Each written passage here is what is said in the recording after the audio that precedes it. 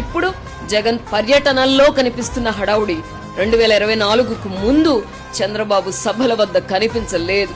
ముఖ్యమంత్రిగా ఉన్న జగన్మోహన్ రెడ్డి సభల వద్ద కూడా ఈ హడావుడి ఉండేది కాదు. ఇప్పుడే ఎందుకో కార్యకర్తలు, అభిమానులు మొదటిసారి జగన్ ను చూస్తున్నారా అంటే అదేమీ కాదు. 2019కి ముందు పాదయాత్రల పేరిట నెలల తరబడి అతను జనంలోనే ఉన్నారు.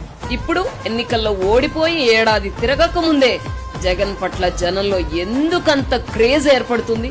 తాము పిచ్చి పిచ్చిగా అభిమానించే నాయకుడు ఓడిపోయాడనే బాధ ఉంటే ఉండవచ్చు. 15 ఏళ్లుగా రాజకీయాల్లో, అది కూడా జనాల్లో కలియదిరిగిన ఏ నాయకుడికైనా సినిమా స్టార్ వలె క్రేజ్ ఉండడం అసహజంగా అనిపించడం లేదా?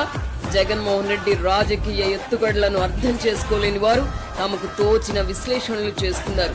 ఏడాది క్రితం జరిగిన ఎన్నికల్లో అనూహ్య పరాజయాన్ని చవిచూసిన ఆయన తేరుకోవడానికి ఎంతో సమయం పట్టలేదు. 2019 ఎన్నికల్లో ఓటమి పాలైన తెలుగుదేశం పార్టీ కోలుకోవడానికి చాలా సమయం పట్టింది. జగన్మోహన్ రెడ్డి తెలివి తక్కువ వాడు కాదు. రాజకీయంగా అతని ఎత్తుగడలు ప్రత్యేకంగా ఉంటాయి. అధికారంలో ఉన్నప్పుడే కాదు, ప్రతిపక్షంలో, అది కూడా 11 సీట్లకు పరిమితమై కూడా భయపెట్టగలగడం అతని ప్రత్యేకత.